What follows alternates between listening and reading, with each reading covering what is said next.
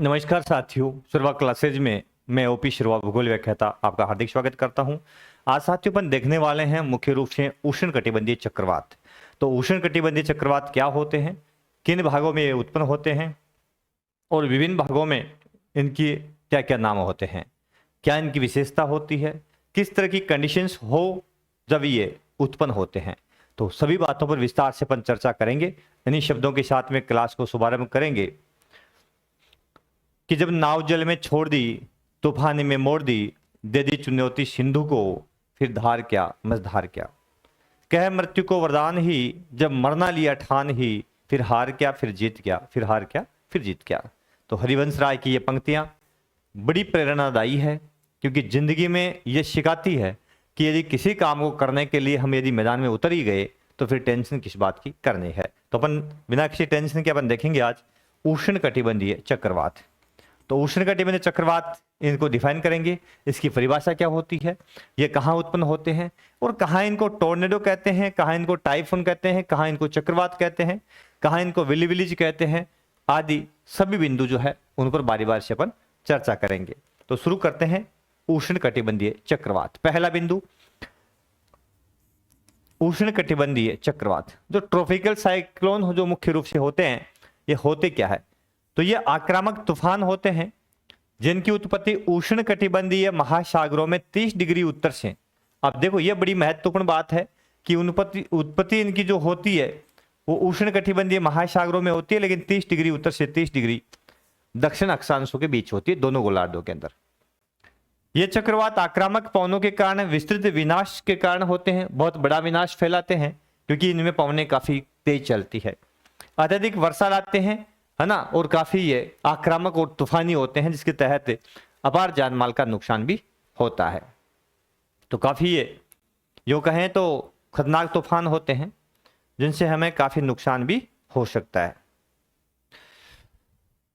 इसके अलावा ये पूर्व से पश्चिम की ओर आगे बढ़ते हैं क्योंकि ये पूर्वी पवनों के साथ ये आगे बढ़ते हैं। पूर्वी पवनों की चर्चा पहले मैंने कर ली थी, या पूर्वी व्यापारिक जो पवनें होती है उनकी चर्चा मैंने पहले की थी, आपको यदि याद हो तो। दोनों गोलार्धों के अंदर इस प्रकार की चलने वाली भूमध्य रेखीय न्यून अवदाब की ओर चलने वाली जो पवनें हैं इनको व्यापारिक पवनें कहते हैं। और ये प्रत्येक भाग में मुख्य रूप से दक्षिण गोलार्ध में दक्षिण पूर्व से उत्तर और पश्चिम चलती है, और उत्तरी गोलार्ध में उत्तर पूर्व से दक्षिण पश्चिम चलती है।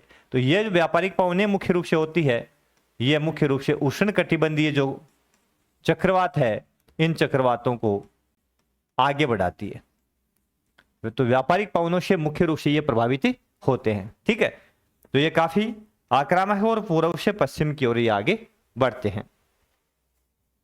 यदि अपन देखेंगे इनकी उत्पत्ति, तो इनका क्षेत्र हो गया, तो इनका क्षेत्र मुख्य रूप से कौन सा हो गया, तो ये वाला भाग जो 30 डिग्री उत्तर से 30 डिग्री दक्षिणी वाला ये जो क्षेत्र है, इस भाग में मुख्य रूप से कौन से चक्रवात उत्पन्न होते हैं, उष्णकटिबंधीय चक्रवात इन्हीं भागों में, ठीक है। उष्णकटिबंधीय चक्रवात उत्पन्न होते हैं, लेकिन यह ध्यान रखिएगा ये केवल महासागरों पर उत्पन्न होते हैं।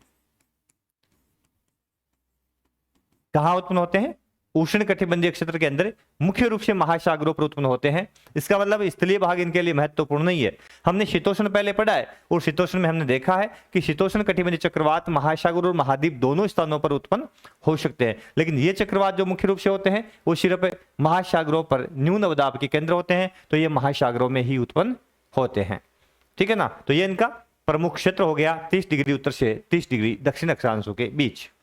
हालांकि उष्णकटिबंध के लिए कहा जाता है, तो उष्णकटिबंध तो अपन ने पढ़ा है कि वो करक और मकर रेखाओं के बीच में, यानी 23.5 डिग्री उत्तर अक्षांश से 23.5 डिग्री दक्षिण अक्षांश के बीच वाला जो भाग वो उष्णकटिबंध कहलाता है।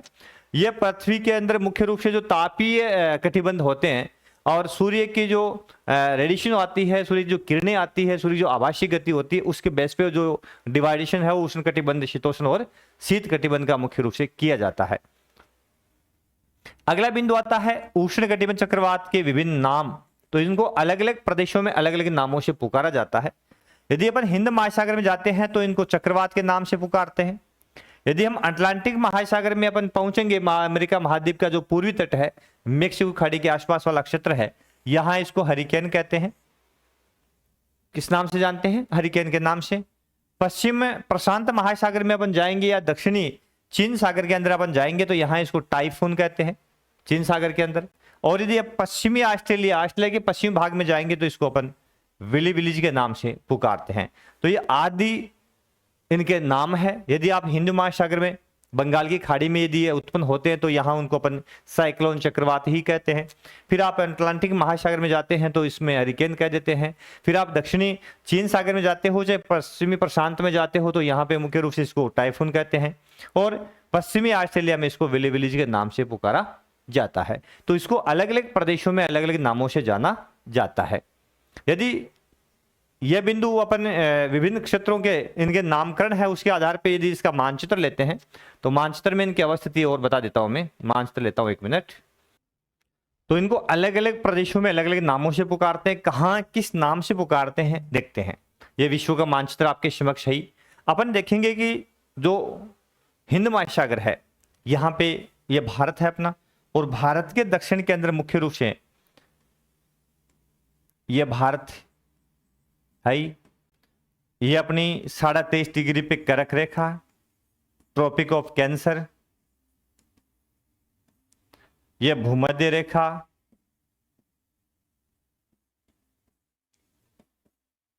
और ये आ गई मकर रेखा, ट्रॉपिक ऑफ कैप्रिकॉर्न। तो कैप्रिकॉर्न, ट्रॉपिक ऑफ कैप्रिकॉर्न के नाम से इसको जानते हैं, यानी मकर रेखा। भूमध्य रेखा मेडिटेरियन ही, और इसके अलावा कर्क रेखा, ट्रॉपिक ऑफ कैंसर। तो ये 3 रेखाएं मुख्य रूप से है जो उष्ण कटिबंध को तय करती है। यानी इसी कटिबंध में मुख्य रूप से थोड़ा ऊपर अपन देखेंगे तो 23.5 से 30 डिग्री के आसपास में यहां तक ये चक्रवात जो है वो आ जाते हैं, है ना। थोड़ा सा अपन 30 डिग्री तक चलेंगे, 30 डिग्री उत्तर से 30 डिग्री दक्षिण अक्षांशों के बीच में इन चक्रवातों की उत्पत्ति मुख्य रूप से होती है। तो हिंद महासागर वाला ये जो क्षेत्र है यहाँ इन चक्रवातों को किस नाम से पुकारते हैं? यहाँ पे इनको चक्रवात ही कहा जाता है। यहाँ अपन देखेंगे विशेष रूप से ये बंगाल की खाड़ी और अंडमान सागर के आसपास में इस भाग में ये न्यूनम दाब केंद्र बनते हैं, तो यहाँ इनको चक्रवात के नाम से पुकारते हैं। ऑस्ट्रेलिया जो है उसका पश्चिमी भाग यदि अपन देखते हैं तो इस भाग में यदि ये उत्पन्न होते हैं इस भाग में तो यहाँ इनको विली विलीज कहा जाता है। विली विलीज के नाम से इनको पुकारा जाता है। यदि अपन चीन सागर है, दक्षिण चीन सागर है और प्रशांत महासागर वाला ये जो क्षेत्र है इस यहाँ की बात करते हैं, ठीक है, तो इस चीन सागर के आसपास में इसको किस नाम से पुकारते हैं? टाइफून कहा जाता है, टाइफून, है ना। तो ये आया चीन सागर वाला प्रदेश आ गया। वैसे ये प्रशांत महासागर है, ये उत्तरी प्रशांत महासागर है, ये प्रशांत महासागर दक्षिणी वाला क्षेत्र है, ठीक है। दक्षिण चीन सागर है तो प्रशांत महासागर के अंदर चीन सागर प्रशांत महासागर का ही भाग है। तो यहां इसको मुख्य रूप से किस नाम से पुकारते हैं?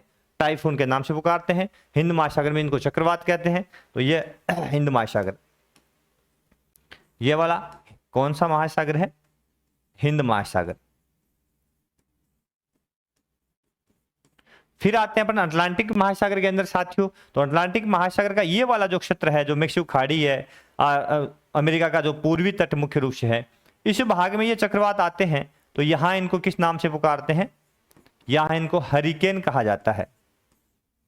तो अटलांटिक महासागर है ये, अटलांटिक, उत्तरी अटलांटिक है, तो यहां इनको हरिकेन के नाम से पुकारते हैं। तो अलग अलग प्रदेशों में यदि अपन को देखते हैं तो हिंद महासागर में चक्रवात, उत्तर अटलांटिक में मेक्सिको खाड़ी के आसपास में अमेरिका की पूर्वी तटीय भाग जो है यहाँ पर इसको हरिकेन, इसके अलावा दक्षिण चीन सागर है या प्रशांत महासागर का जो क्षेत्र है इसमें इसको टाइफून, और ऑस्ट्रेलिया का जो पश्चिमी तट है यहाँ इसको विली विलीज के नाम से पुकारा जाता है। तो अलग अलग प्रदेशों में इन चक्रवातों को अलग अलग नामों से पुकारा जाता है। समझ गए होंगे कौन से भाग में इनको क्या कहा जाता है।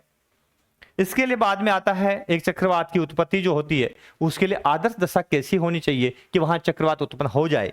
तो उसके लिए आदर्श कंडीशन देखें अपन, तो उष्ण कटिबंधीय चक्रवात के लिए अनुकूल दशाएं कौन सी हो? तो पहली अनुकूल दशा है कि वृहत समुद्री सतह, मैंने अभी कहा था आपको कि ये चक्रवात जो होते हैं मुख्य रूप से उष्ण कटिबंधीय चक्रवात जो है सिर्फ समुद्री सतह पर ही उत्पन्न होते हैं, और जैसे जैसे स्थल भाग पे ये पहुंचते हैं तो स्थल भाग पे पहुंचते पहुंचते ये क्षीण पड़ जाते हैं, कमजोर पड़ जाते हैं और अंत में नष्ट हो जाते हैं। तो प्राय कहाँ प्रवाहित होते हैं, कहाँ उत्पन्न होते हैं, महासागरीय क्षेत्रों में। तो समतल सतह है, इनको समुद्री सतह मिल जानी चाहिए जो जलीय क्षेत्र हो, और जहां का तापमान जो है वो 27 डिग्री सेंटीग्रेड से अधिक होना चाहिए। क्यों? क्योंकि चक्रवात मुख्य रूप से होते हैं ये निम्न दाब के केंद्र होते हैं। किसके केंद्र होते हैं? निम्न दाब के केंद्र। और तापमान यदि अधिक होगा तो आपको पता है तापमान अधिक, तापमान और दाब में विपरीत संबंध पाया जाता है। यानी तापमान ज्यादा होता है उस भाग में, दाब जो होता है वो कम हो जाता है। तो वायु दाब और तापमान में विपरीत संबंध है। तापमान यदि अधिक होता है तो दाब ऑटोमेटिक कम हो जाता है। क्योंकि चक्रवात मैंने कहा था कि उच्च दाब के, न्यून दाब के केंद्र होते हैं, तो मुख्य रूप से तापमान 27 डिग्री सेंटीग्रेड जो है उसी से ज्यादा होना जरूरी है। इसके बाद में लिखा है कोरियोलिस बल का होना, पृथ्वी का घूर्णन बल होना, ताकि जो पवने हैं मुख्य रूप से घूर्णन कर सके और एक प्रकार से कहे तो चक्रवात जो है उसकी आंख बन सके, है ना। अभी बताऊंगा चक्रवात की आंख क्या होती है। तो कोरियोलिस बल का होना, पृथ्वी का घूर्णन बल का होना बहुत जरूरी है। इसका मतलब जो पृथ्वी का जो ITCZ होता है 5 डिग्री उत्तर से 5 डिग्री दक्षिण अक्षांश के बीच में जो निम्न दाब वाला क्षेत्र होता है, उस भाग में चक्रवात नहीं उत्पन्न होते। इसके पीछे कारण है कि वहां कोरियोलिस बल जो होता है वो काफी न्यून पाया जाता है।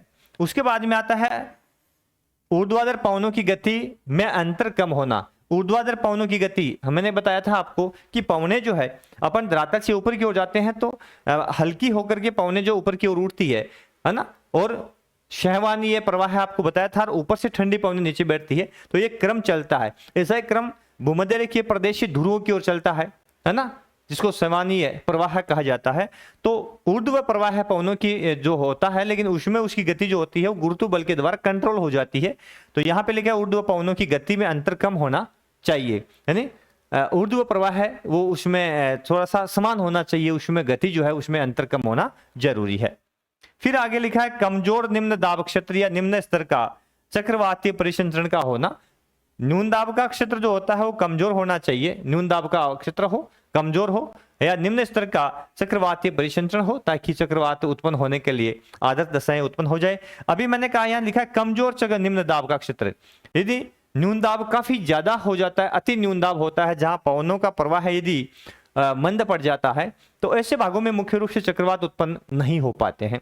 ठीक है, तो कमजोर निम्न दाब का क्षेत्र यानी न्यून दाब का क्षेत्र है, कमजोर होना बहुत जरूरी है। और फिर आता है पांचवा की समुद्री तल तंत्र पर ऊपरी अपसरण का होना।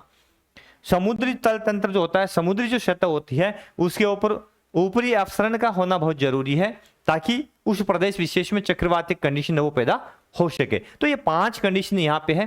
तापमान 27 डिग्री सेंटीग्रेड से ज्यादा होना चाहिए, लंबी विस्तृत समुद्री सतह होनी चाहिए, कोरियोलिस बल का होना जरूरी है, ऊर्ध्वाधर पवनों की गति में अंतर कम होना चाहिए, कमजोर न्यून दाब का केंद्र होना चाहिए ताकि चक्रवातीय परिसंचरण तंत्र विकसित हो सके, और समुद्री तल तंत्र है उस पर अपसरण होने की भी आवश्यकता है, तब जाकर के उष्ण कटिबंधीय चक्रवात है वो उत्पन्न हो सकते हैं।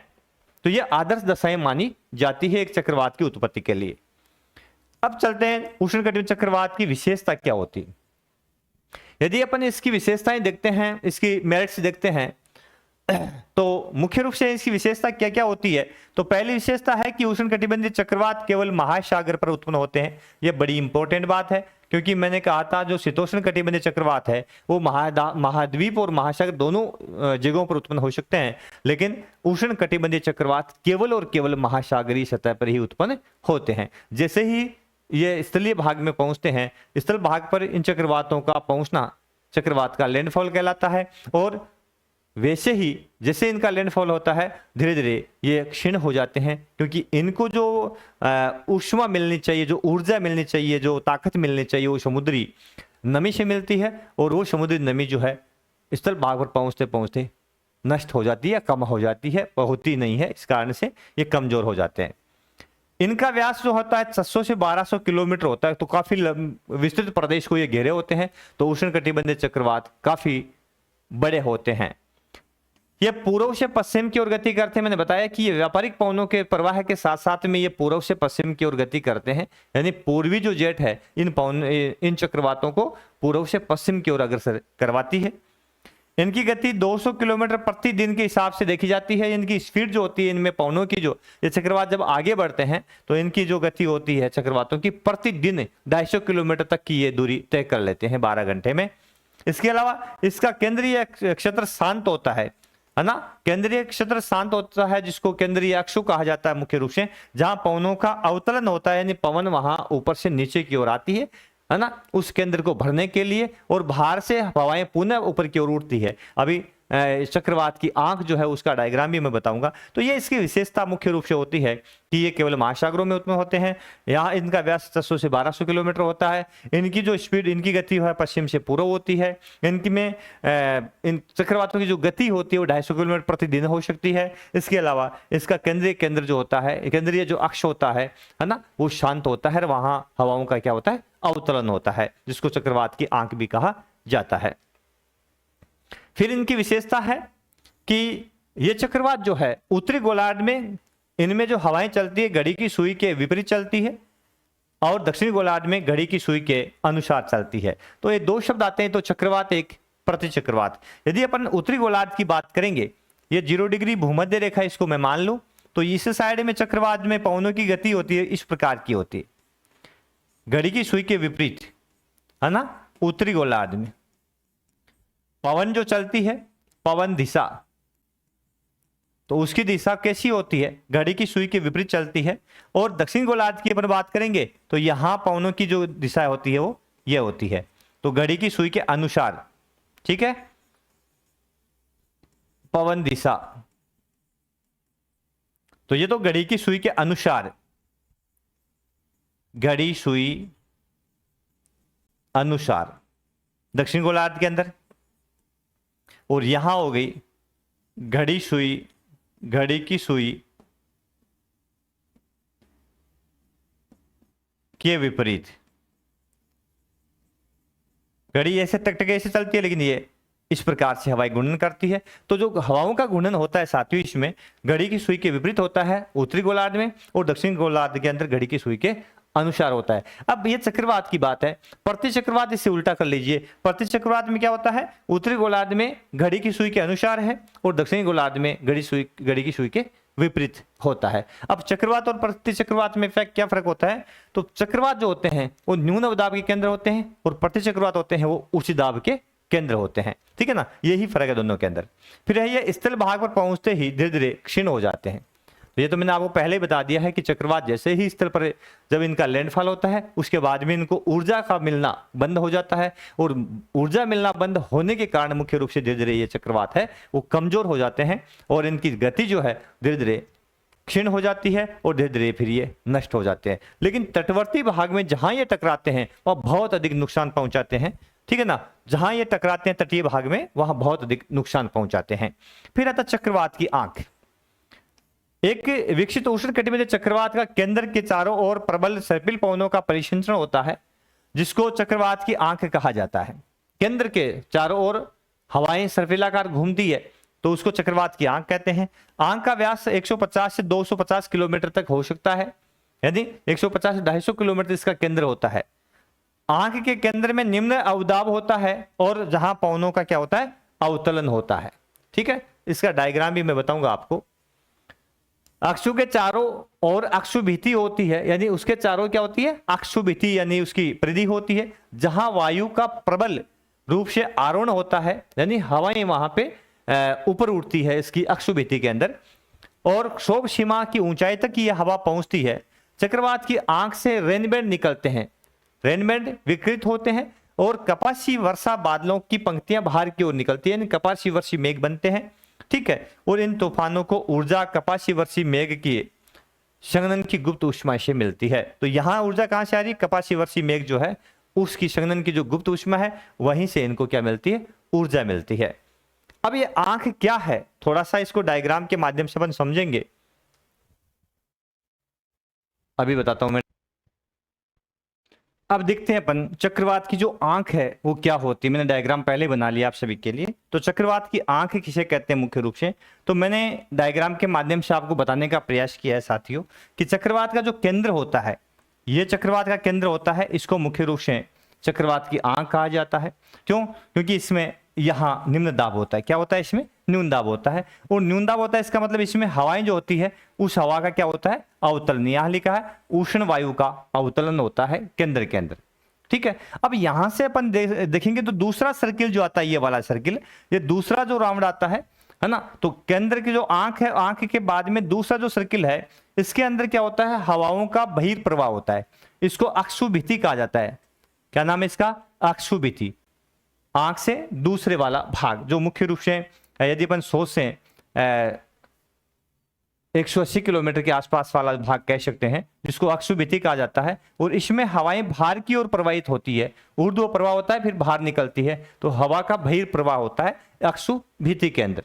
ठीक है, अब ये ऊंचाई है, मुख्य रूप से हवाओं का प्रवाह कहां तक पहुंचता है? तो क्षोभ सीमा तक पहुंचता है। क्षोभ सीमा लगभग इसकी औसत ऊंचाई अपन देखते हैं तो 16 किलोमीटर की ऊंचाई तक, है ना, यह हवाओं का प्रवाह है पहुंच जाता है मुख्य रूप से। फिर अक्षुभिति के बाहर अपन देखते हैं तो यहां क्या बनता है? रेन बैंड बनता है। रेन बैंड बनता है मुख्य रूप से वर्षा युक्त बादलों की एक पट्टी बन जाती है। और यहाँ बादल कौन से बनते हैं? तो बादल की बात की कि यहाँ मुख्य रूप से बादल बनते हैं तो कपासी मेघ बनते हैं, है ना, और एक वर्षा मेघ बनते हैं। कपासी वर्षा मेघ मुख्य रूप से यहाँ बनते हैं।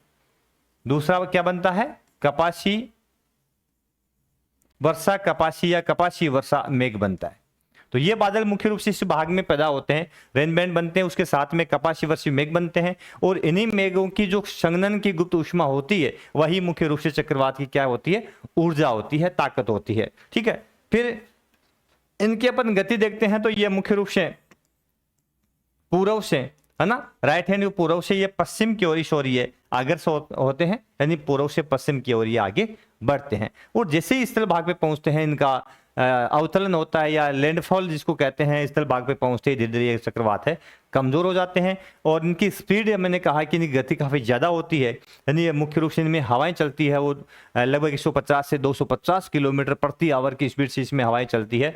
और काफी तेज गर्जना और बिजली कड़कने के साथ में बारिश होती है। और इसी कारण से मुख्य रूप से ये काफी अधिक विनाशकारी माने जाते हैं।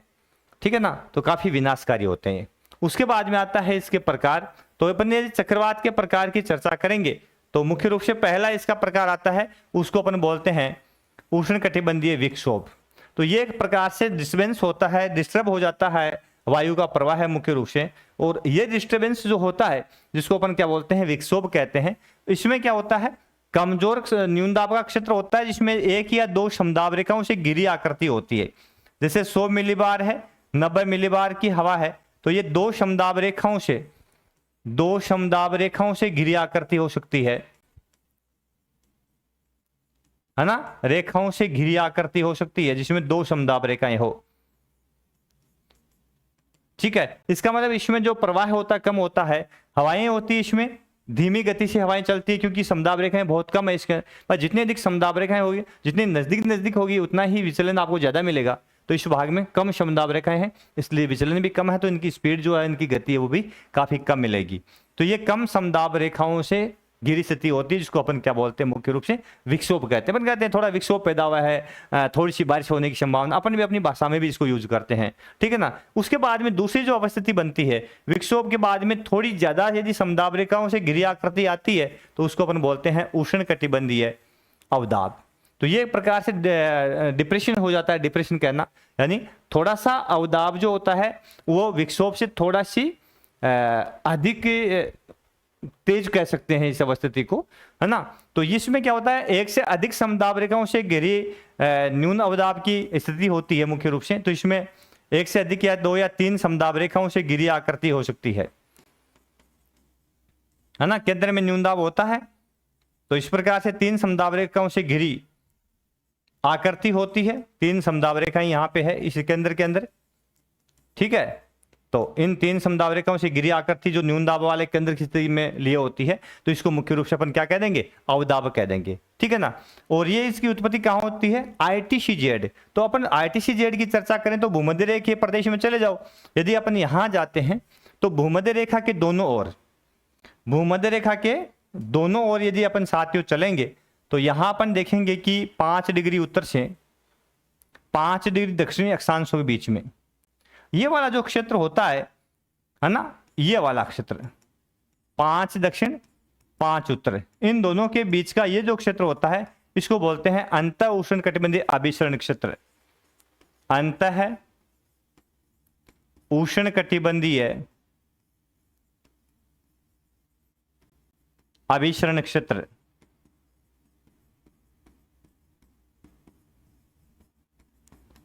और ये निम्न दाब की पट्टी होती है, निम्न दाब का क्षेत्र होता है। क्या होता है? न्यून दाब का क्षेत्र मुख्य रूप से होता है, ठीक है ना। तो यह पृथ्वी की घूर्णन गति के कारण इस भाग में न्यून दाब की अवस्थिति पाई जाती है, और यह भाग जो है भूमध्य रेखा के ऊपर मुख्य रूप से सदैव ही पाया जाता है।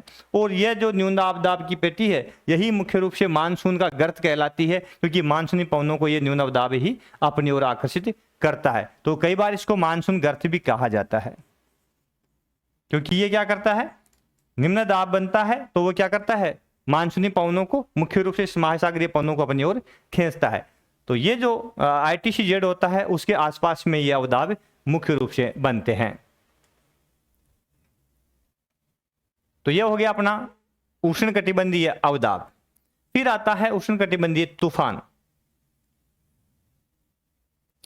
तो अवदाब में अपन ने देखा था मुख्य रूप से ITCZ के साथ ही इसकी स्थिति होती है, और इसमें 40 से 50 किलोमीटर प्रति घंटा की स्पीड से मुख्य रूप से ये आगे बढ़ते हैं। अवदाब जो होते हैं वो 40 से 50 किलोमीटर प्रति घंटा। अब थोड़ा सा और तेज आता है तो उसको बोलते हैं उष्णकटिबंधीय तूफान। तो तूफान होता है वो 4-5 समदाब रेखाएं कह सकते हैं इसमें। तूफान जो होता है उष्णकटिबंधीय ट्रॉपिकल जो स्टॉर्म्स होते हैं मुख्य रूप से, ये स्टॉर्म्स क्या करते हैं, वो 2 से 3 नहीं 4 से 5 समदाब रेखाओं से घिरी आकृति हो सकती है, ठीक है ना। जैसे यहाँ पे मैंने दे दिया कि 100 मिलीबार, 110 मिलीबार, 120 मिलीबार, इसके अलावा 130 मिलीबार। तो ये इस तरह से न्यून दाब के जो केंद्र होते हैं और अनेक समदाब रेखाओं से घिरे होते हैं, है ना, अनेक समदाब रेखाओं से घिरे होते हैं, ऐसे क्षेत्र होते हैं, उसको अपन क्या बोलते हैं, तूफान बोलते हैं। अब जैसे जितनी अधिक समदाब रेखाएं होती है और यदि ज्यादा पास पास होती है तो हवाओं का विचलन उतना ज्यादा होगा। इसमें बाहर से हवाएं केंद्र की ओर काफी स्पीडली चलेगी। चक्रवात में हवाएं बाहर से केंद्र की ओर चलती है, क्योंकि केंद्र में क्या है, निम्न दाब है, केंद्र में क्या है, न्यून दाब है। हवाएं बाहर से केंद्र की ओर आती है और केंद्र को न्यून दाब को भरने की कोशिश करती है।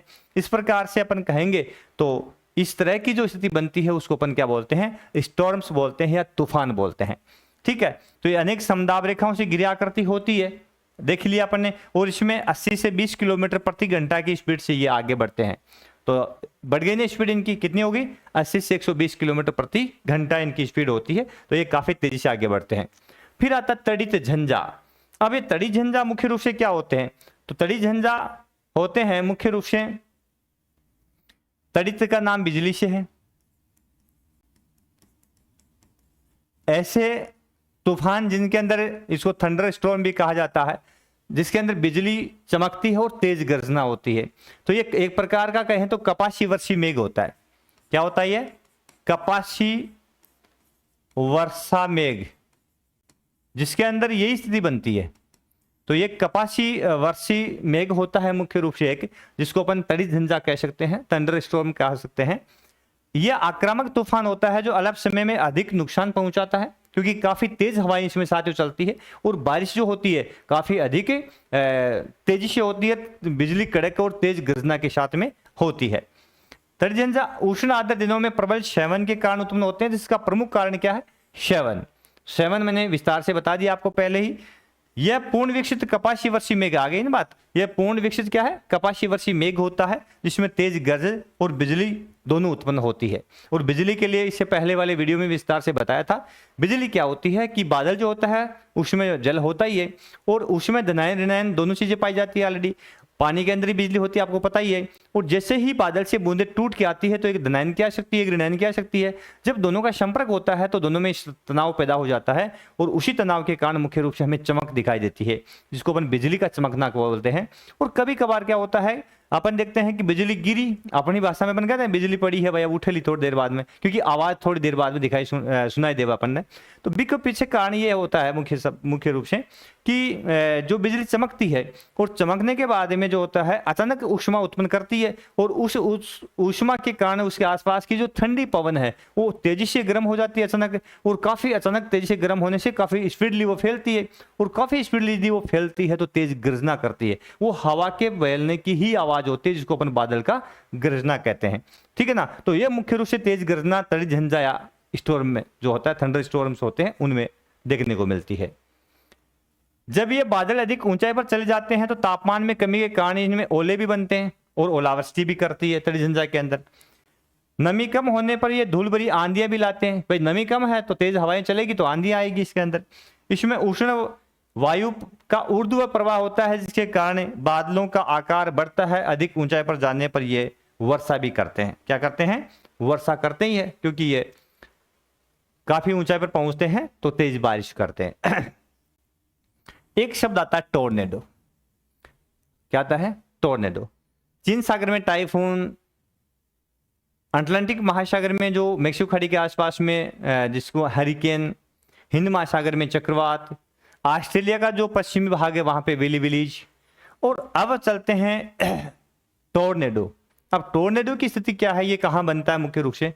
तो इसका यदि अपन मानचित्र देखेंगे तो टोर्नेडो की अवस्थिति कहां बनेगी साथियों? टोर्नेडो की स्थिति जो बनती है वो बनती है मुख्य रूप से इस भाग में, अफ्रीका का जो पश्चिमी भाग है, यह वाला जो क्षेत्र है, यहां पे यहां जो चक्रवात बनता है उष्णकटिबंधीय, इसको टोर्नेडो कहा जाता है। इस भाग में यहां जो चक्रवात बनता है, अफ्रीका का कौन सा भाग हो गया? पश्चिमी भाग हो गया, और दक्षिण अमेरिका का पूर्वी भाग, अटलांटिक महासागर जो दक्षिण अटलांटिक महासागर है, यहां इसको उष्णकटिबंधीय चक्रवात की अवस्थिति बनती है जिसको अपन टोर्नेडो के नाम से पुकारते हैं। तो ये इसकी स्थिति है ना। तो इसमें अपन होता क्या है, विशेषता क्या इसकी है? तो देखो इसकी विशेषता यह है कि टोर्नेडो क्या है? भयानक तड़ी झंझा में कभी कभी वायु आक्रामक रूप से हाथी की सूंड की तरह सर्पिल अवरोध करने लग जाती है। तड़ी झंझा ही भी एक चक्रवात ही है, और उसका यदि रूप और भयंकर हो जाता है तब टोर्नेडो की अवस्थिति बन जाती है। इसके केंद्र में अत्यंत न्यून दाब होता है, यह अत्यधिक विनाशकारी होते हैं। क्या? टोर्नेडो। यह मध्य अक्षांशों पर उत्पन्न होते हैं, और यही टोर्नेडो है जो समुद्र पर टोर्नेडो को जल स्तंभ भी कहा जाता है। भाई टोर्नेडो क्या है? जब तड़ी झंझा जो है वो और आक्रामक हो जाते हैं और उसमें जो हवा है सर्पिल अवरोध करने लग जाती है, जिसका आकार हाथी की सूंड के समान हमें दिखाई देता है ना, और जिसके केंद्र में अत्यंत न्यून अवदाब होता है, तो इस अवस्थिति को मुख्य रूप से क्या बोलते हैं अपन? टोर्नेडो बोलते हैं। कहां बोलते हैं? मैंने बता दिया आपको, अफ्रीका का पश्चिमी भाग है, उत्तर दक्षिणी अमेरिका का पूर्वी भाग मुख्य रूप से अटलांटिक महासागर में ये उत्पन्न होते हैं मध्य अक्षांश पर। ठीक है। अब देखो इसमें जो इसकी जो आकार बनता है वो कैसा बनता है? एक विकसित टोर्नेडो जो होता है ना, उसका आकार कैसा बनता है? तो इसको यदि मैं ऐसे लूं कि यहां पे ये मान लिया एक जलीय क्षेत्र है और इसके अंदर मुख्य रूप से जो टोर्नेडो बनता है तो उसकी अवस्थिति कैसी होती है? तो यह मान लिया मैंने एक भाग ले लिया, ये इसका केंद्र है। अब यहां टोर्नेडो की अवस्थिति बनेगी तो कैसी बनेगी?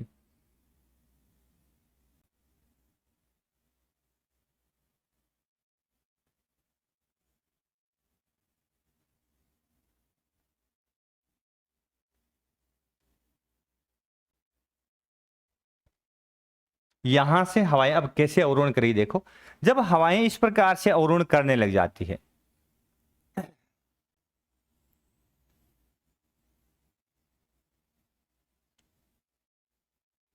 इस प्रकार से एक डायग्राम बन जाता है और हवाओं का ऊर्ध्व प्रवाह होता है, काफी तेजी से होता है ना।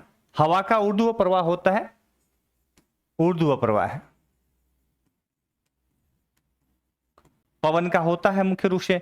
ठीक है। और यह काफी तेजी से होता है, हवा ऊपर की ओर उड़ती है मुख्य रूप से। ठीक है ना। और काफी स्पीड से ये अब एक हाथी की सूंड के समान आकृति बन जाती है ना। तो ये क्या है, एक प्रकार का जो डायग्राम बना है उसको टोर्नेडो के नाम से पुकार सकते हैं। ये टोर्नेडो की संरचना कुछ इस तरह की सी बनती है, इसमें हवाओं की स्थिति ठीक ऐसी बनती है।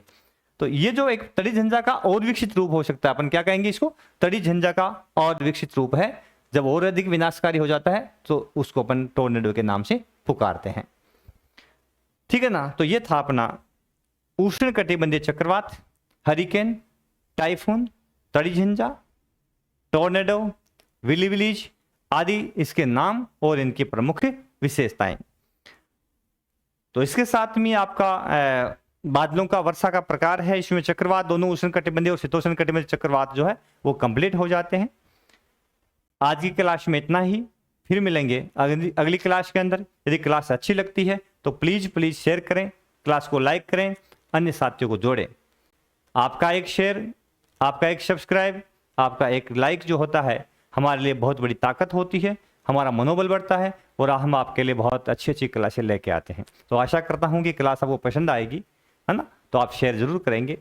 फिर मिलेंगे अगले क्लास में, तब तक के लिए नमस्कार, जय हिंद, जय भारत। थैंक यू दोस्तों।